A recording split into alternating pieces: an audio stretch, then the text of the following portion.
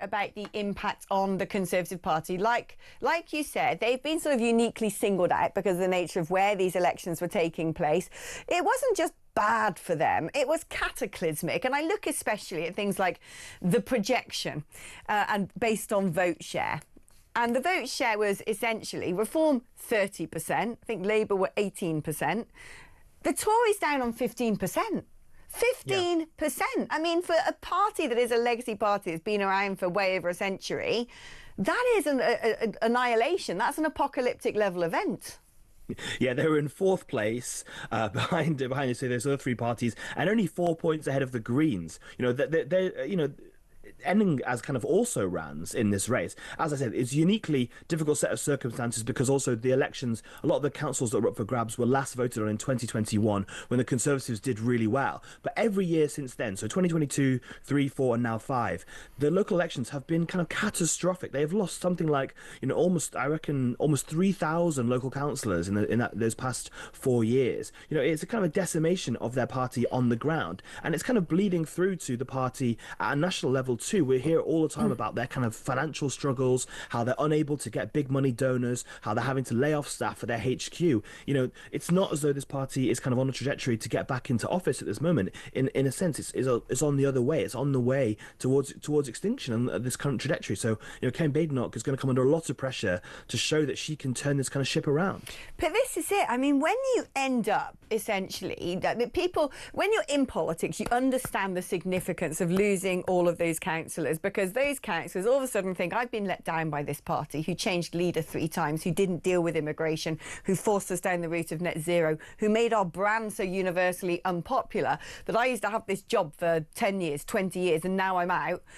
Very often what happens is those people go, I'm quitting, or they go, I'm defecting.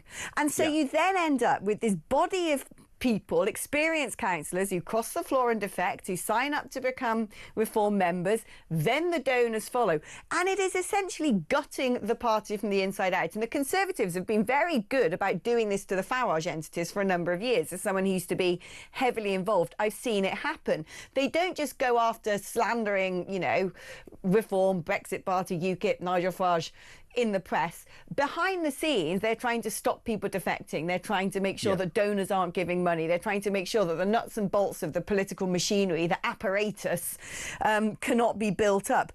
And this is what's so significant about this hemorrhaging.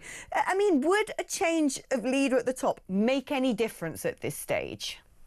It's a great question, and you're right. Those local councillors, those are your kind of foot soldiers. They're the ones who get out and help you get out the vote in national elections too. They kind of help you with that ground game that the Conservatives have been so very good at. Could they be re-energised? Could they be brought back around by a change of leadership? Obviously, there's a lot of kind of push around Robert Jenrick, the Shadow Justice Secretary. Would he? He clearly wants to have another go at it. But I just think at the moment, it goes a lot deeper than just the leadership. Clearly, obviously, the people are looking to leadership from the party. But I think it goes a lot beyond that. As I say, it's about kind of the ideas behind the party.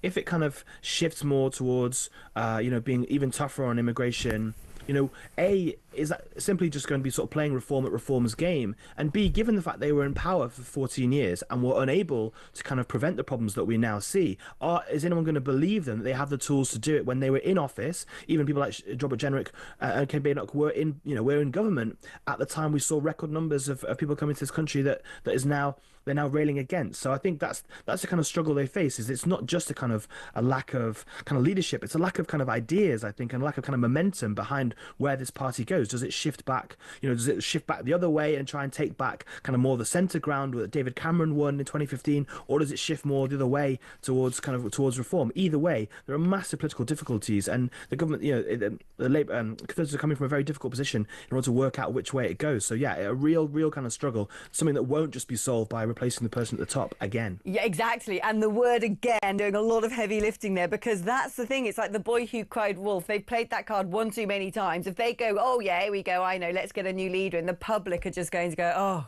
God, here we go again. It's not going to be the solution to their problems, because they've just done it all too often. Alan Tolhurst, chief reporter at Politics Home, thank you ever so